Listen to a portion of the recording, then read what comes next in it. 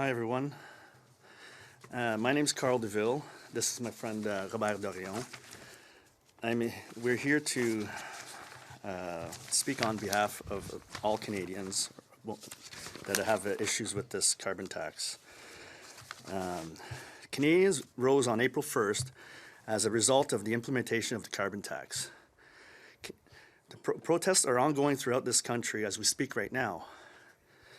As a concerned Canadian, I am seeing in the protests is very concerning for many reasons. Firstly, I would like to implore that all parties, protesters, law enforcement, and Canadians who may feel inconvenienced by this protest, to exercise the utmost patience and understanding. I would also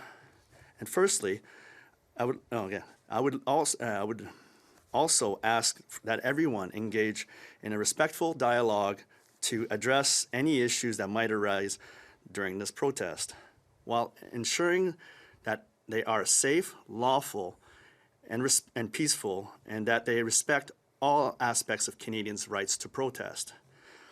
If everyone involved in any aspect could be counted upon open, honest, and respectful dialogue, this would beget the trust amongst all to have a successful protest.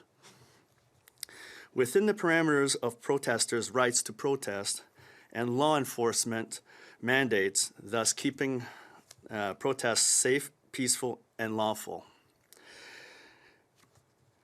Calm heads must prevail for everyone involved. Secondly, there is no set ground rules for protesters across this country to have a safe, peaceful, and lawful protest. Protesters are getting confused by what appears to be continually changing rules from law enforcement in some locations. I have witnessed videos where protesters and law enforcement officers are in discussion and trying to work it out.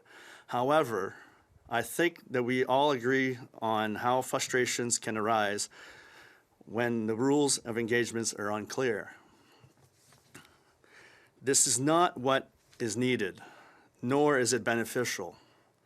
Changing the rules or threatening of arrest does not work in anyone's favor. Given this, we also petition the federal courts to immediate action on establishing a consistent ground rules for safe, peaceful, and lawful protests, while balancing the goals of all parties involved.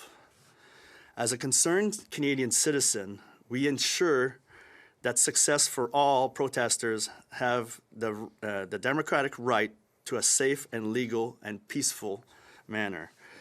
Law enforcement has the mandate to ensure that this is also the case. However, the rule of what is and what is not legal should not change during the course of a protest. Misunderstanding, miscommunication, and misinterpretation of laws and rights can lead to infringements on right or wrong from either law enforcement and or protesters' perspective. Some communication rule changes can be interpreted as an intimidation. A desired goal of our presentation today highlights these issues and proactive activities to take place rather than reactive, potentially knee-jerk reaction that could result in possible charges.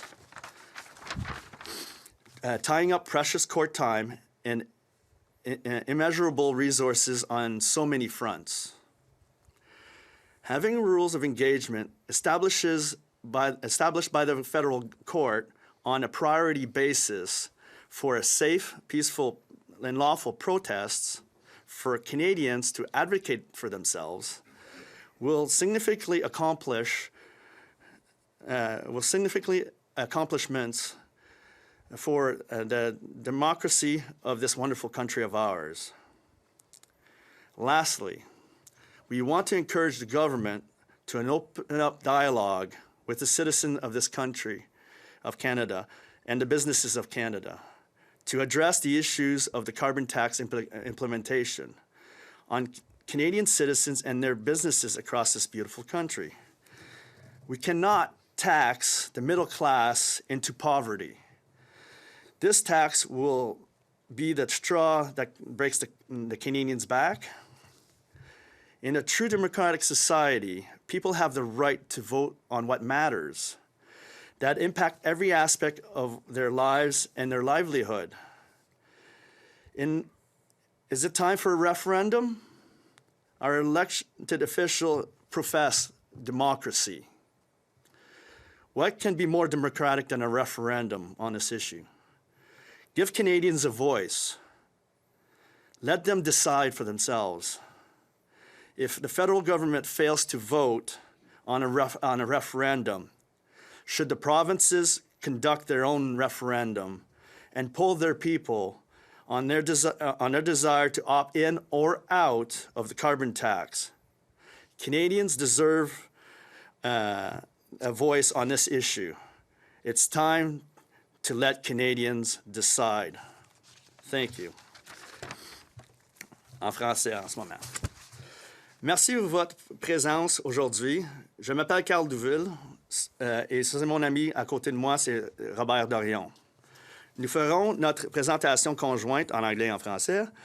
En date de le 1er avril, le gouvernement canadien a augmenté la taxe sur le carbone de 23 %.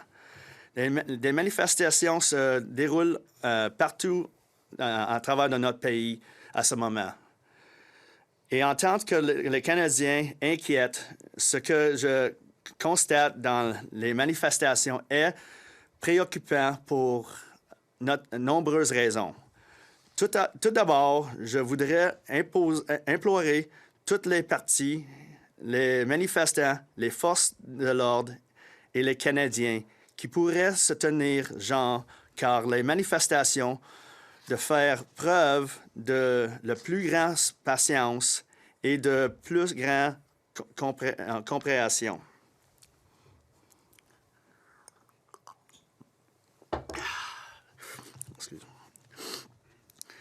Je demande également à chacun d'engager un dialogue respectueux et d'aborder tous les problèmes qui pourraient surgir lors de cette manifestation, tout en veillant à ce qu'il soit sécuritaire et légal et pacifique, et qu'il respecte tous les aspects des droits canadiens de manifester.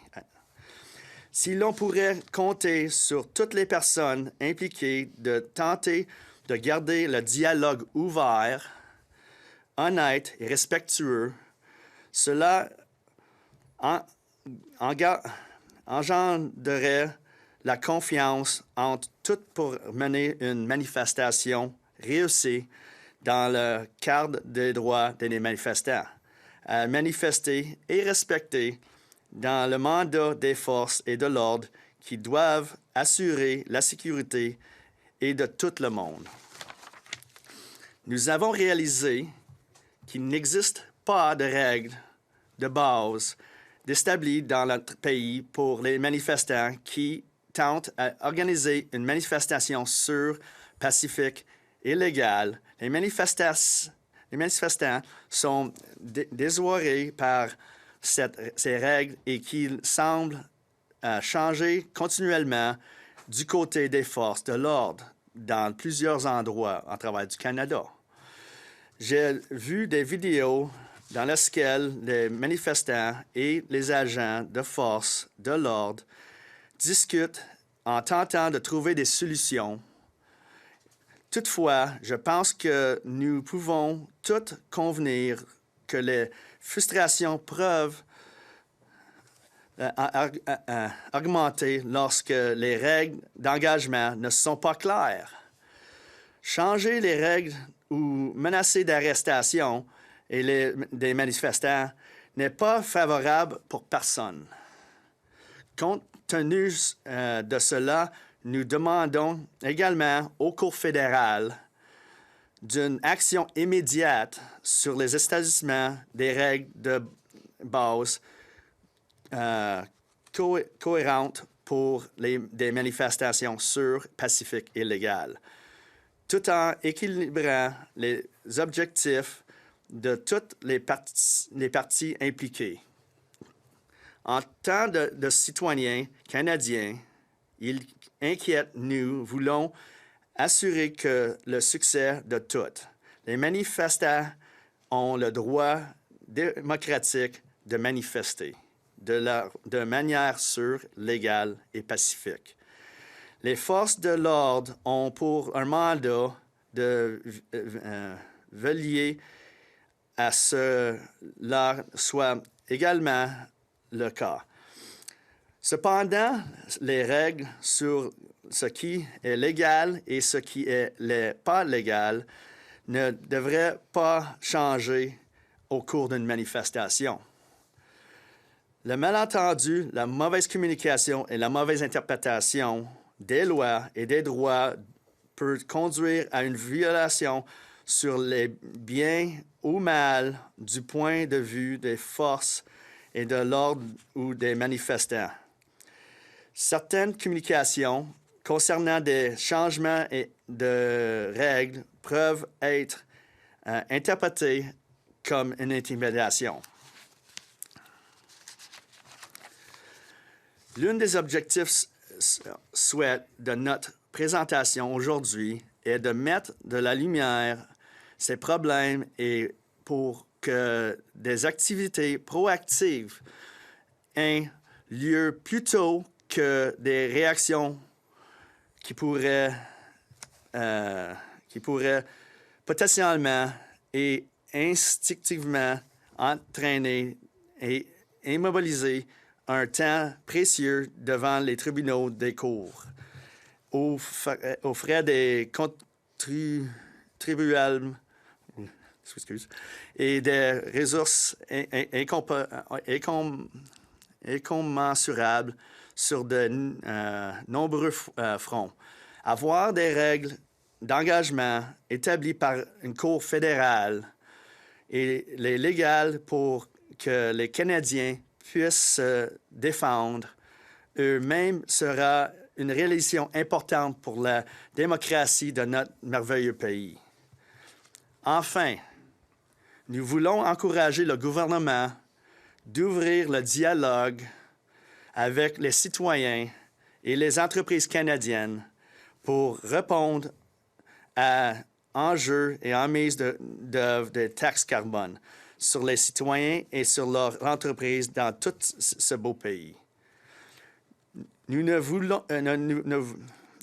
pouvons pas taxer les classes moyennes au point de mener vers la pauvreté. Dans une société véritablement démocratique, les gens ont le droit de voter sur des sujets qui ont un impact sur tous les aspects de leur vie et de leurs moyens de subsistance. Il est temps d'organiser un référendum. Nous élus professément la démocratie. Quoi de plus démocratique qu'un référendum? Donnez une voix aux Canadiens et laissez-les décider. Si le gouvernement fédéral ne vote pas pour un référendum, les provinces devraient, elles, organiser leur propre référendum et interroger leur population sur leur désir de pratiquer ou non une taxe carbonique.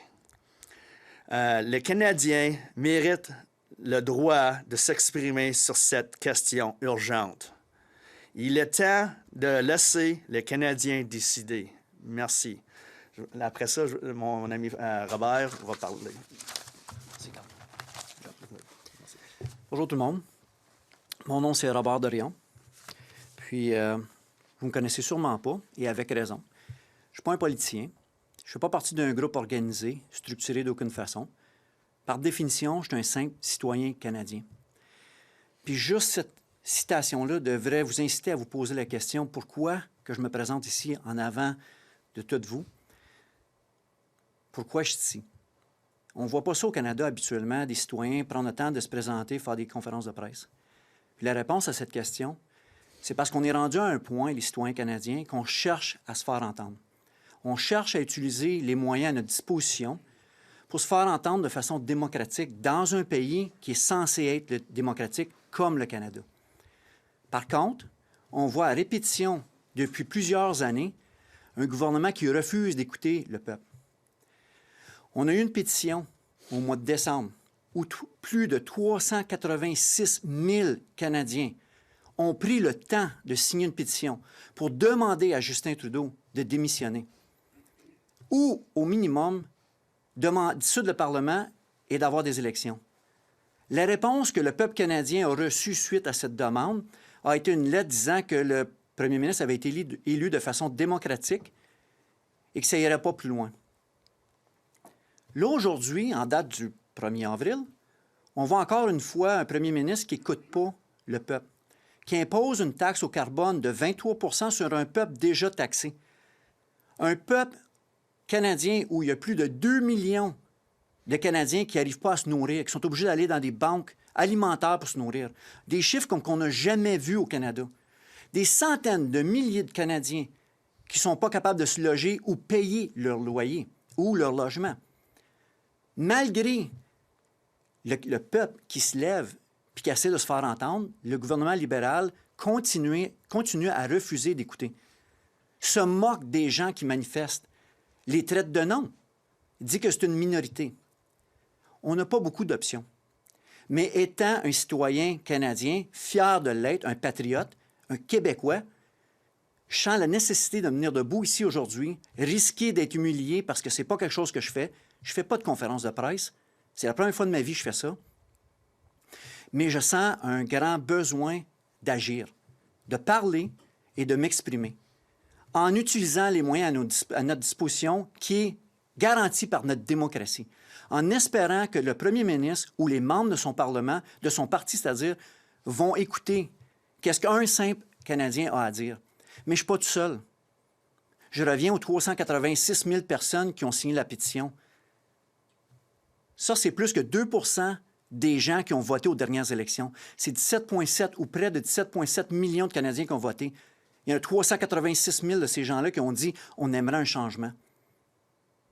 Si nous vivons vraiment dans une démocratie, pourquoi est-ce que le gouvernement refuse de nous écouter? Parce que c'est la base d'une démocratie.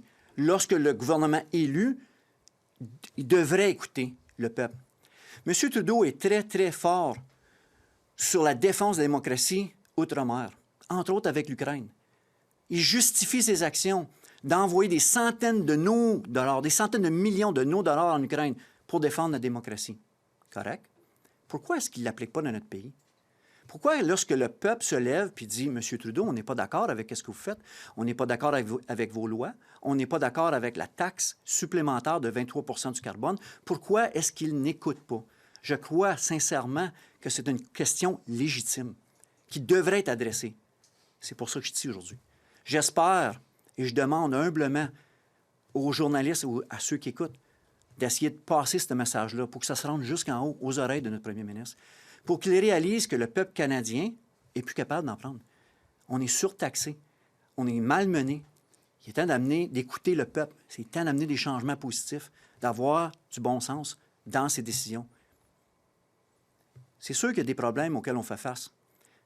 Il y a plusieurs justifications valides qui peuvent être débattues éternellement sur le pourquoi d'une taxe de carbone. Mais la réalité, c'est que ça a un impact direct sur des familles qui sont plus capables d'en prendre de taxes, qui sont plus capables de nourrir leur famille.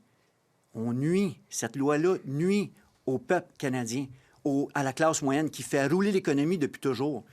C'est pour ça qu'on voit des manifestations à travers tout le Canada, sur les frontières du Nouveau-Brunswick et du Saskatchewan, du Québec et du Nouveau-Brunswick.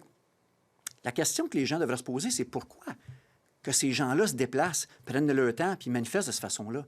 Pourquoi qu'on a autant de manifestations dernièrement? La réponse est simple. On s'en va dans une mauvaise direction. On s'en va dans la direction qu'un grand pourcentage du peuple canadien ne veut pas aller dedans. On est déposé d'une façon qui ne reflète pas nos valeurs et nos principes. Tout ce qu'on demande, c'est d'être écouté, d'ouvrir un dialogue, comme mon collègue disait. C'est facile. Aujourd'hui, vous pouvez facilement nous détruire avec nos choix de mots, avec nos dialogues, avec nos erreurs de structure de phrase. Mais je pense que le message le plus important, c'est de comprendre que nous autres, on essaye, au meilleur de nos capacités, de passer un message, de se faire entendre, d'utiliser les outils à notre disposition, qui est notre démocratie, qui nous permet de nous exprimer, puis en même temps d'avoir un gouvernement qui sera sensible et capable d'écouter son peuple. Parce que si on n'a pas ça, on n'est pas dans une vraie démocratie. Si le gouvernement n'est pas capable d'écouter son peuple, on a un problème.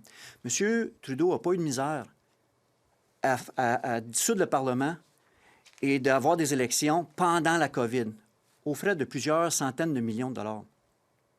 On demande la même chose là. M. Trudeau est certain, par ses propres discours, que les Canadiens supportent la taxe au carbone. Quel meilleur moyen démocratique que de laisser le peuple valider ses affirmations? De laisser le peuple voter oui ou non. On était capable de le faire avant, on pourrait le faire encore. Sur ça, je vous remercie beaucoup pour votre attention et votre temps. J'espère que le message va passer. Merci. Certainement. So my name is Robert Dorion. Short version. Short version in English. Yes. My name is Robert Dorion, and you probably don't know me, and for good reasons. I'm not a politician. I'm not an organizer of any sorts. I'm just, to put it simple, a Canadian, a proud Canadian. I stand here today at the risk of being humiliated and fumbling in a press conference, which I've never done before, because I think it's important to act when something is wrong in our country. I believe we live in one of the most beautiful countries in the world. I truly believe that. I don't want to see this country go sideways like it's going right now.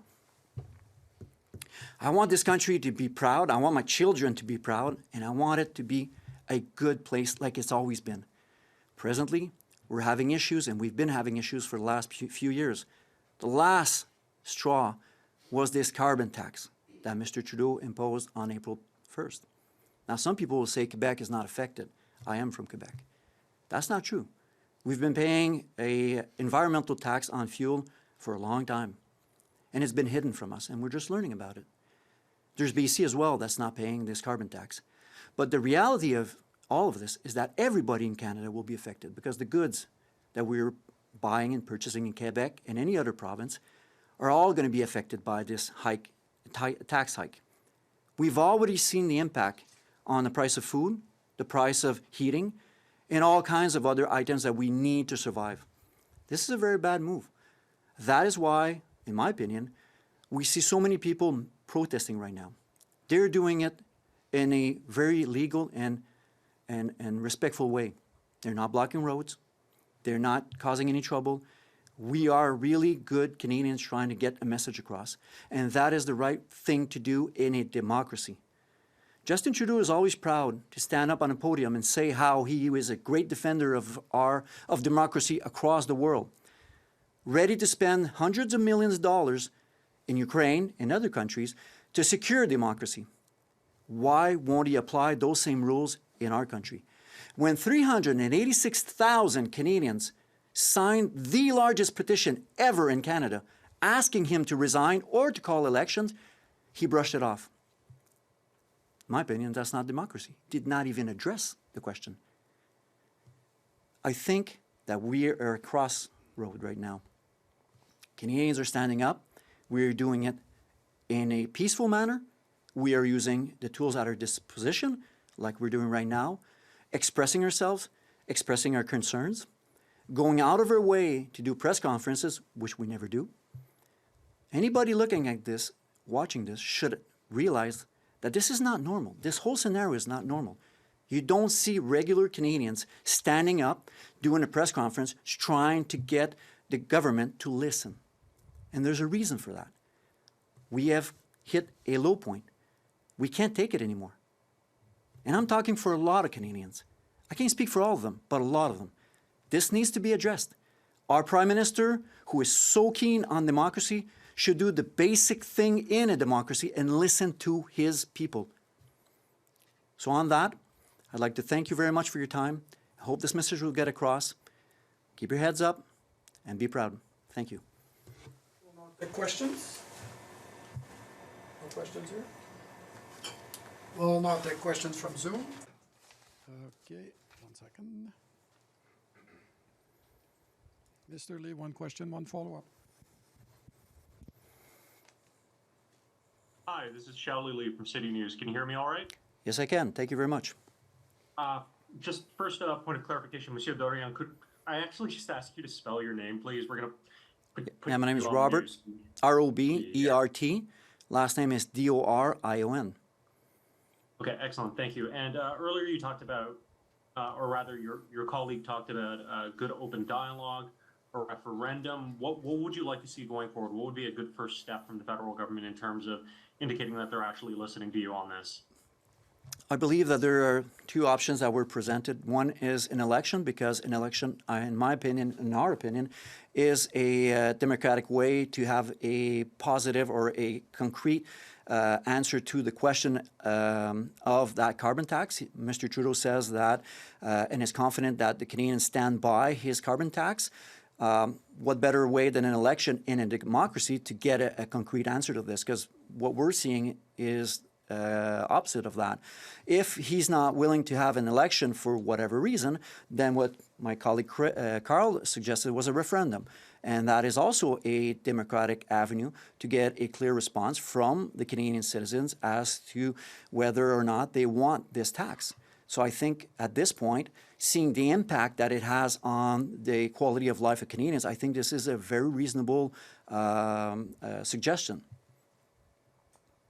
Thank you for that. And as a follow-up, could I just get some, a bit more depth on this? Because is the opposition specific to the idea of pricing carbon? Like, is there a proposal that you feel like would be acceptable that would penalize large corporate polluters, for example, so long as it doesn't impact prices or affordability for ordinary Canadians? I could probably speak. Yeah, Karl. As an industrialist, as a millwright, I would say it's pretty simple. It's make your environmental policies like we were more stringent, and work with the industries into working into a more clean environment policy to actually do this. You do not need to tax everybody or tax basically products to the point that everything gets expensive and anybody can't afford it. As another point that I would see that would happen as well as with this carbon tax is it's going to make all our exports way more expensive, which is going to take us away from take our leading edge in the entire world for exports, because all our products will be more expensive to export to other countries due to the fact that the carbon tax is going to implemented, and nowhere else in the world is the carbon tax implemented. So the companies will move down south most likely because there's no carbon tax, and we'll lose jobs as well as in that manner as well. So I honestly think environmental policies is probably the way to go. It was worked before. We are the most environmentally clean country in this world, one of the most, and there's no doubt about it. We are carbon positive. We are actually very, very, very, very well off, and we are very, very environmentally aware of our industries. So I honestly think that there's a lot easier ways to fix the issue than tax the people and tax the product that this country is making, to the point that exports are going to lose. Probably lose part of the GDP, the 33% or 34% of the GDP export that's leaving this country. I don't know how much it's going to affect it, how deep it's going to go, but if I was a businessman, I'd go where there's no carbon tax. I'd move my company out down south. That's the honest truth. Common sense. One more question?